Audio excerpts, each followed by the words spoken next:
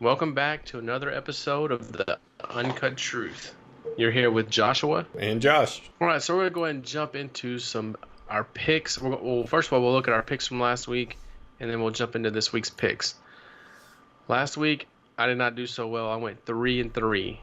Yeah. The only one we both missed, we both missed 'cause I went 5-1, was the USC Washington State game. I don't know how many people would have picked Washington State to win that anyways. That's kind of the surprise upset of the weekend as is. You know, more than I guess USC, because you said that USC Washington State game was gonna be the best game out of all of these, I did. and I said it was gonna be the Texas Tech Oklahoma State. You did say it was gonna be the best game, and it probably was. It came down to right to the end, and Darnold fumbled the ball, and they ended up losing. But what surprised me this week was how bad Auburn beat Mississippi State. Yeah, it was over early, man. It was not even a game, dude. There was a play. I watched part of that one because I was out of town. There was a play early on where the quarterback fumbled. They scooped it up and scored, but they said it was an incomplete pass. Well, they challenged it, overturned it, and they ended up, I think, getting 3 points out of it.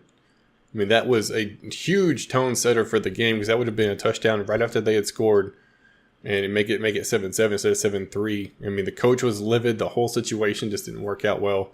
And I think that ultimately cost Mississippi State the game. I really do, because that was right at the start of the game, man. That could have a huge factor on how that game played out. So are you drinking the Auburn Kool-Aid yet? I think Auburn looks pretty good. I've definitely underestimated them this year. I apologize for my earlier statements during the season, but I didn't think so. I thought they were super overrated. I hadn't heard anything about them. They didn't look great last year. They barely saved their season as it was. So being as high ranked as they were was a surprise to me, but they've come out and shown that they're willing to compete with just about anybody. Yeah, they were very impressive. 49-10 in that game. Next one, Clemson took care of business against Virginia Tech, and we both got this one right. And let's see, I don't remember what the score was in this one. But Clemson and Virginia Tech was like 30. 31-17. Because I was telling some of the other guys I talked to, I said it's probably going to be like a 35-42 to about 21-24.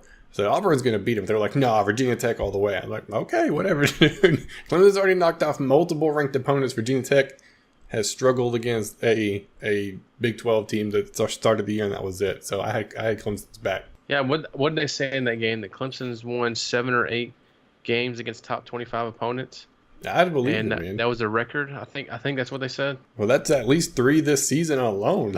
they're looking pretty good. That's top 15 teams. I think every time they played, I think it was number 12, Louisville, 12 or 13. I think they were top 15 as well. Next, we got Oklahoma State and Texas Tech, and I thought Texas Tech playing at home was going to give them a run for the money, and they did, but Oklahoma State proved to be too much in this one. Oh, man. Right at the end, they scored, lined up for the kickoff, kicked the onside kick. Like, they lined up for a regular kickoff. Oklahoma State lined up for a regular kickoff return. Onside kick, recovered it, and then Nick Shivenick threw the interception, dude. That killed it. That was it. They had a chance. And Justice Hill, impressive again. You're talking about Rudolph for this team.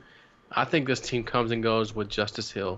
164 yards rushing on the day. Rudolph may get all the recognition and he may score all the touchdowns, but Hill is like the catalyst for this team. Georgia at Tennessee. There's not many teams you see get blanked, especially not a Power 5 team. in the SEC of all teams, Tennessee got embarrassed, dude. 41-0. That's not good.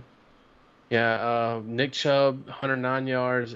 Sony Michel, 64 yards.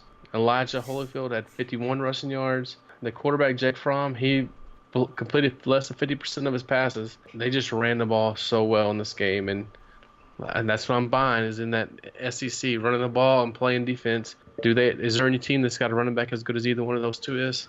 I don't think so. Not in the SEC. Texas, as we discussed on a previous episode, to beat Iowa State, and we both picked Texas to win. Like you said, you went 5-1 last week. I went 3-3, and it brings our records to 15-7 each. So we're tied going into this week, and we're going to be tied at the end of this week. Yeah, for sure. What happens? What is what it is, because it looks like we like the picks. Yeah, we picked this. Literally, every pick is the same. Is there one pick that you would say you would circle and say could go the other way? NC State, Louisville. Yeah, NCAA State already knocked off. Who did they knock off? Florida State? Is that who they knocked off? I think so. Yeah, because it was the big hubbub about the guy spitting on the logo in the middle of the field, whatever. So Louisville, NC State, who do you got? I got Louisville. So I got Louisville as well. Oh, I'm sorry to answer my own question. I think Alabama had better take Texas A&M serious, because if they let them hang around, with exception to the UCLA game, Texas A&M has played pretty good in the second half of every game this year. And they had a big game, a big second half, I think, last week against, I can't remember who they played. But so if they let them hang around, Texas A&M has played good in the second half. Yeah, Alabama has to come out and dominate the first half. We all have remember the Johnny Manziel in there. Do you think this game right here is old Sumlin coaching for if he wins this game, he's safe type situation? Yeah, I think so. Well, assuming that they go at least 8-4, 7-5, I think he's safe if he wins this game. So Alabama, Texas A&M, who you got? I got Alabama. I do as well. And I hate picking Alabama. You always want to pick the underdog against that team, man. Every time, but you just can't do it. West Virginia and TCU? I got TCU. I'm taking TCU as well. Are you liking this TCU team a little more? I'm liking the difference that they are compared to the other Big 12 teams. I mean, it might be the transition that everybody's making because you said Oklahoma State. I think Hill ran the ball a lot more. Maybe they're starting to realize that it's not just an air it up, nobody play defense type situation. TCU's got the whole package as of right now. TCU or the field? Who are you picking to win that conference? The field? I think TCU's the team to beat in that conference right now. I think they're the most balanced. I'm gonna go out on a limb and I'm gonna pick Texas. I'm gonna pick Texas now over TCU. That's gonna be the upset of the Big 12. I think Baylor's gonna beat someone. Whoever they beat's gonna be an upset. Michigan State and number 7 Michigan. This one was an exciting game last year. Who are you taking?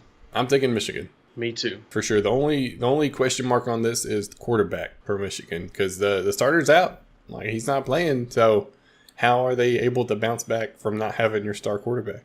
And our last game of the week is Kansas State at your Texas Longhorns.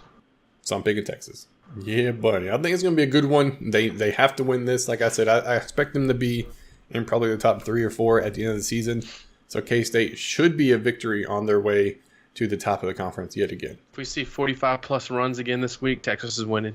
Ball control and run the ball. All right, thanks for checking out another episode of The Uncut Truth, brought to you by Joshua and Josh. You can make sure to check us out on social media platforms such as Facebook, Twitter, Snapchat, Instagram, all the above.